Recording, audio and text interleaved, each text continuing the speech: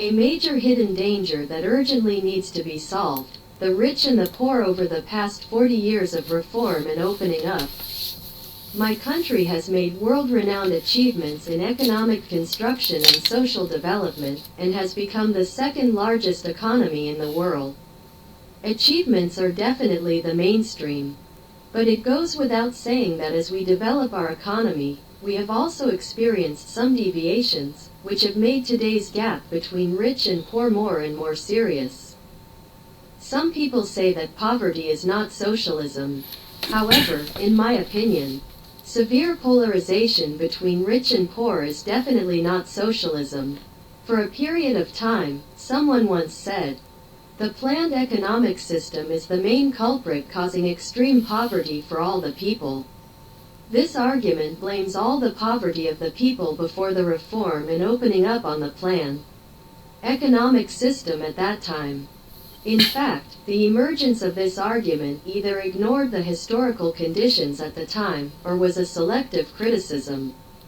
Before the founding of the People's Republic of China in 1949, after experiencing the trauma of the 13-year anti-Japanese War and the 3-year Liberation War, people's livelihood was in decline and the land of China was in ruins.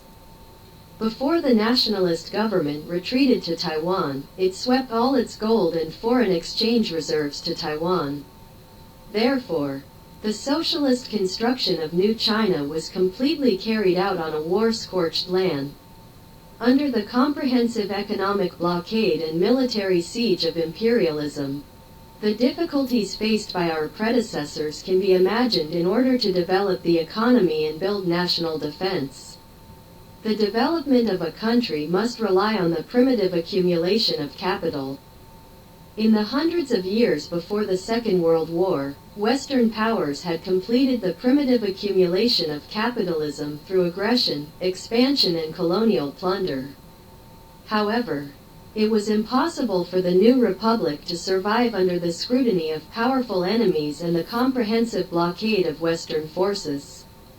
To complete primitive accumulation through aggressive war, we can only temporarily sacrifice the interests of the broad masses of the people, concentrate our efforts on major projects through planned economy, initially establish a socialist industrial base, and strengthen national defense construction to protect the new socialist regime from being overturned.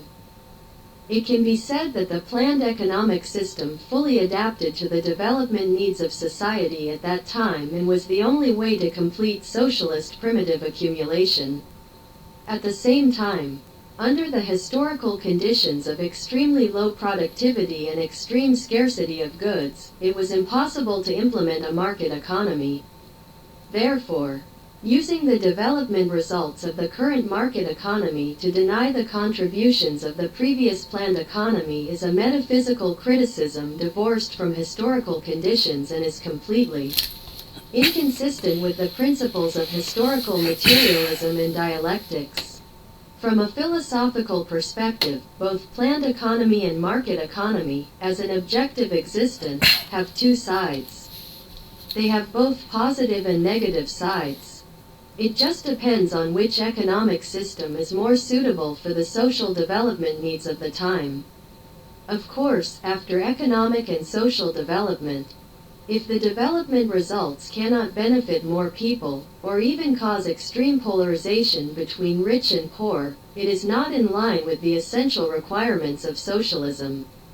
Adam Smith, the British economist and the father of modern economics, said in The Theory of Moral Sentiments, if the results of a society's economic development cannot truly be distributed to the public, then it will be morally unpopular, and it will be unpopular. Dangerous because it is destined to threaten social stability. World Bank statistics show that currently, the 1% of high-income earners in my country occupy 41.4% of social wealth, while the 25% of low-income earners only occupy less than 1% of social wealth. It can be seen that the huge gap between rich and poor has seriously threatened fairness, justice and social stability. Comrade Deng Xiaoping once warned us, If a new bourgeoisie appears and polarization occurs in our reform and opening up, then our reform and opening up will be considered a failure. Social practice is the only criterion for testing truth. The reality of the polarization between rich and poor does reflect some shortcomings of our country's current distribution system. If it cannot be corrected in time, it may cause endless harm. Confucius said, "Don't worry about poverty, but worry about inequality. Don't worry about being few, but worry about insecurity." Cheng Yi of the Song dynasty also said in Dai Lu Wei Shu Ying Jiao Shu, "The way to govern is based on obeying the people's hearts and improving people's livelihood." The basis is to ensure peace and not disturb the people. Throughout the ages, this truth will be an unbreakable truth for any country or regime. We look forward to our country's social wealth distribution being able to benefit more people, so that people can have education, income, medical treatment, old age care, and housing. The weak are supported, the army is pacified, the culture is improved, the body is healthy, and everything is convenient. Truly let the advantages of the socialist system be reflected in every porridge, meal and every bit of people's lives, and truly improve the people's sense of happiness, gain, and security. And let the people feel personally that they are the real masters of this country.